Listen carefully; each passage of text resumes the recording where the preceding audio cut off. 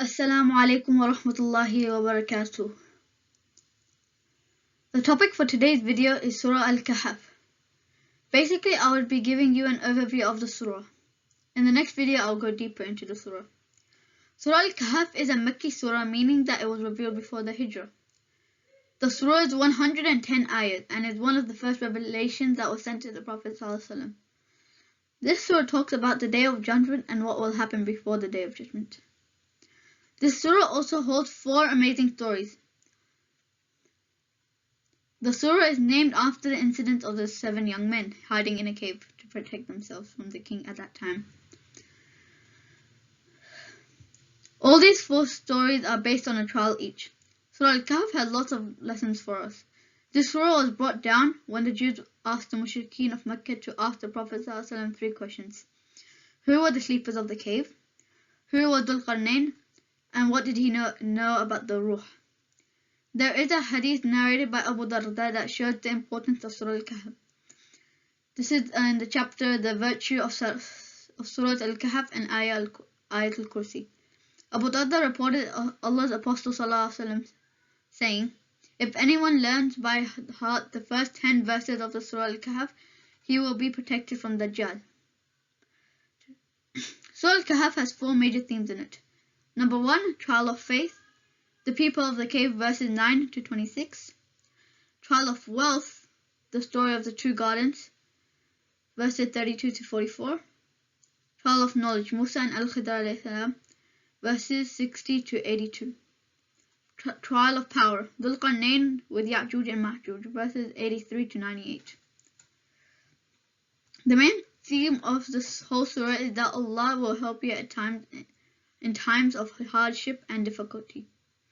These 4 major themes in Surah Al Kahf apply to our modern day times. In Burma, Muslims are being thrown into concentration camps and getting tortured. This is a trial of faith.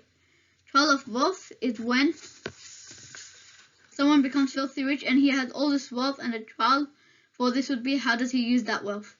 Trial of knowledge is when a guy is highly knowledgeable and starts misusing it. Knowledge can be a fitna and a trial if it does not lead to humility. And if it doesn't, then it will surely lead to arrogance. Trial of power would be having lots of power and depending on how you use it. Interestingly, Allah has portrayed 4 major themes in the surah itself, and He also tells us ways to combat and survive these trials throughout the entire surah.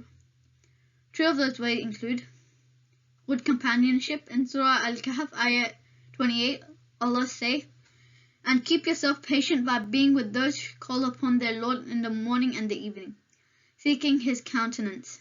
And let not your eyes pass beyond them, desiring adornments of the worldly life.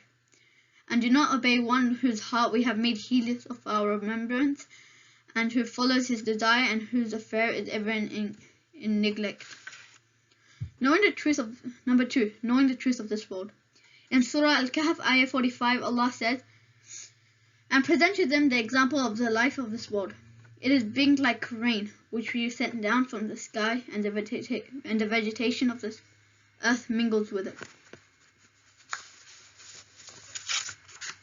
And then it becomes dry remnants, guided by the winds. And Allah is ever and over all things, perfect in ability." The story of Ashab al-Kahf has differences of opinion. Some people say there were 5 men and the 6th was their dog. Some people say there were 7 men and the 8th was their dog. To show the importance of reciting Surah Al-Kahf, there is a narration from Rasulullah ﷺ. If someone recites Surah Al-Kahf on a Friday, would find his week enlightened till the next Friday. In the story of Al-Khidr and Musa ﷺ, the moral applies to us still today, and that moral is, don't judge a person by his or her action. Let them explain, then say after they explain. In Surah Al-Kahf, Allah tells us about 4 major themes, and instinctively Allah gives us the ways to survive them. Not only that, He also gives us examples from real humans.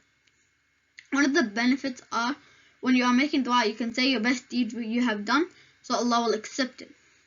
In Surah Al-Kahf, Allah shows us both sides of the picture, the reward and the punishment. Allah also tells us the missions of the prophets. We also learn that Dajjal will come with 4 trials. Those are He will ask people to worship him, not Allah, trial of faith. He will ask people to worship.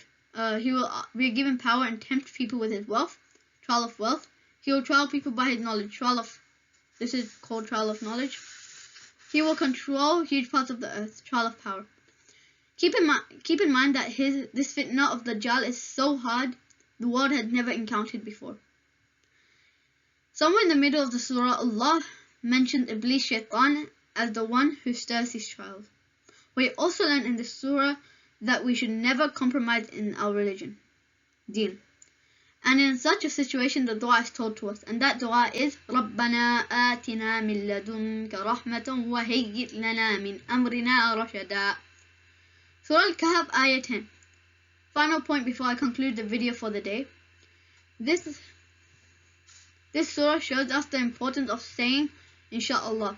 The way Ya'juj and Ma'juj will escape is by saying Insha'Allah when they plan to continue breaking the wall. Assalamu alaikum wa rahmatullahi wa barakatuh.